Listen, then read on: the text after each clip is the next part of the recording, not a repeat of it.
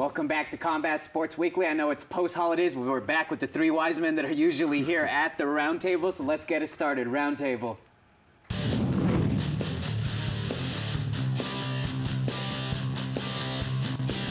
Introducing first, he's part of the 610, The Sports Animal. Ed Nunez, when can people catch you on the radio? Saturdays, 11 a.m. to 1 p.m. on the mic with Mike Adams. Pleasure having you back. Thanks, Jorge. You bet. Screen right, James Lindenmuth, 610 as well. When can people tune in to catch you on the station? It's going to be every Thursday at 5:15, and soon to be more often on Saturdays as well. And I think that's the first time I've been called a wise man since my grandmother was scolding me. So, to his right, Micah Frankel, Cage Minds MMA. CageMinds.com, and glad to know that Jorge's seen the light and knows I'm wise. Yeah.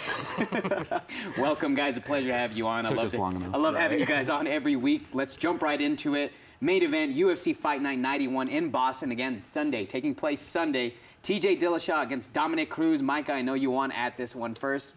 What do you got? I got Dominick Cruz. There's something about just the way that he destroyed Mizusaki after all that time on the shelf, and Mizusaki fights everybody to a tough decision. He's a hard out, and Cruz just took him out. Cruz is a faster, more refined, better tactician than Dillashaw. Dillashaw does swing harder. On paper is a better wrestler. I believe that Cruz puts it all together better and will find the holes when Dillashaw loads up, and he'll also catch that, high kick that Dillashaw always looks down and then throws up that he's done, the last 5 fights. And also just the last 2 wins over Barao. This is a totally opposite fighter. I think Cruz has the advantage, and he gets his title back. James, it's top competition here at 135 pounds. Dominick Cruz, as I mentioned earlier, has only fought 3 times, or this will be his third fight in like 4 years. So do you think that time and layoff is going to hurt him here against TJ? I don't know that that's necessarily going to be what the difference maker is. I honestly think that Dillashaw is going to catch him at some point. Obviously, as Micah said, Cruz is the faster. He's got probably better footwork, and he's going to slip a lot of those punches that Dillashaw is going to throw. But Dillashaw's only got to get him once. And that's what I think it's going to come down to. I think he throws hard enough that he catches Cruz, and I've got Dillashaw winning by knockout. Is Cruz, do you feel he's maybe the Ken Griffey Jr. with the injuries of MMA? Entirely possible, because it always seems like there's something. There's this that's lingering, or there's that comes up in a fight. But, this one ain't going to be an injury. This is going to be just cold knock. All right, I'm keeping track now. You got Cruz, you got Dillashaw, right. Ed? Well, it's 477 days in between fights for Cruz. They don't call him the Dominator for nothing, But I think, James said that may not play a difference. Is there ring rust involved with that? There might be. He's had ACLs. He's had hands. How does that affect, when he goes back in the ring? They're similar in the way they strike and grapple. There's some similarities there. But I think I'm going to go with James. I think you had Cruz. I had Cruz. Okay, I'm going to say that Cruz gets it done. I mean, it's been a long time, like I said, but I think just those other factors, I think I've got him by a knockout over Dillashaw. We're making it a majority here. I'm also going with Cruz. I think, just the power that he possesses. Again, Dillashaw's pretty dangerous himself as well. So I think this is a very well evenly matched fight. In the sports books have this fight almost dead even. TJ Dillashaw, the champion, of course, a slight favorite here in this one. I just hope it's not a breakdancing contest between the two guys, because you have two guys that have great footwork, but right. I just feel that Cruz has gotten to Dillashaw for all the smack he's been talking, and he's been doing a good job. He won the mental warfare on Fox Sports. He definitely keep in mind, has. I called Holly by knockout and all 4 road winners in the NFL playoffs this past weekend. So I don't know if you guys want to go against me. I'm just saying. All right, let's jump right into the next one. Anthony Pettis and Eddie Alvarez. We'll start with you. Eddie Alvarez going through a murderer's row ever since he's joined the UFC. Yeah, and I don't think it gets any better, to be perfectly honest. Now, a lot of us have talked about, and we talked about it previously, about Anthony Pettis possibly being somewhat overhyped. The kick that, ESPN highlighted and that it made the ESPYs, I think, is attributing to a lot of his fame. But I do think he's the better fighter in this fight, and I see Pettis, just kind of winning this one. But I don't see it being dramatic. I don't see it being flashy. I see just Pettis by somewhat of a, majority decision. Yeah. Micah? I see it being flashy. Actually going to go against James on this one because he is Showtime, and if you've been a fan of Eddie Alvarez, you know he gets hit. He gets dropped in every fight he has. That was what made those Michael Chandler fights so great. He gets hit and he gets dropped, and I think he's going to get stopped. They have a common opponent, Gilbert Melendez.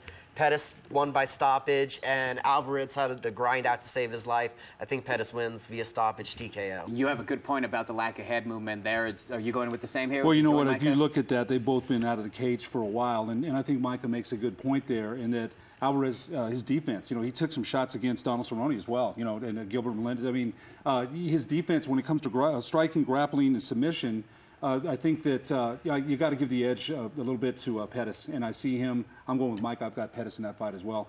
Alvarez is a tough customer, there's no doubt about it, but I think the punishment he takes, there's going to be some holes in his game that Pettis is going to be able to expose. For the record, I'm going for Pettis as well. Any way Alvarez can win this from your side, Mike? Oh, he can win it. He has punching power. He has that knockout power, and he does have a very good guillotine, so he could win. It could go to a decision.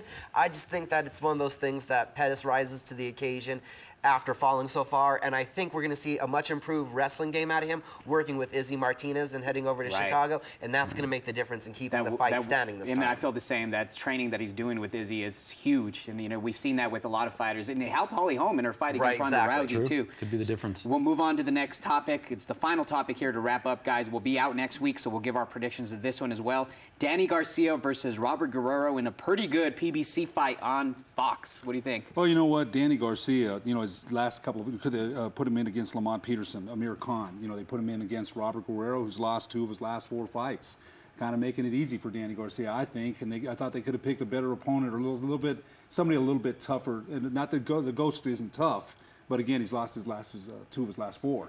So I've got Danny Garcia winning this one, and I'm just a little surprised that it wasn't somebody a little bit more, like I said, Amir Khan or Lamont Peterson. So I've got Danny Garcia. Yeah, it seems like Robert Guerrero despite losing his last fight, he's given his opponents hell at least. We saw that fight against Keith Thurman. He lost the first 8 easily and then came back all of a sudden in the last 4 rounds to make that a great fight. Always a game opponent. Yeah. Do you feel because Robert Guerrero is the biggest guy Danny Garcia has ever faced that he might give him some issues?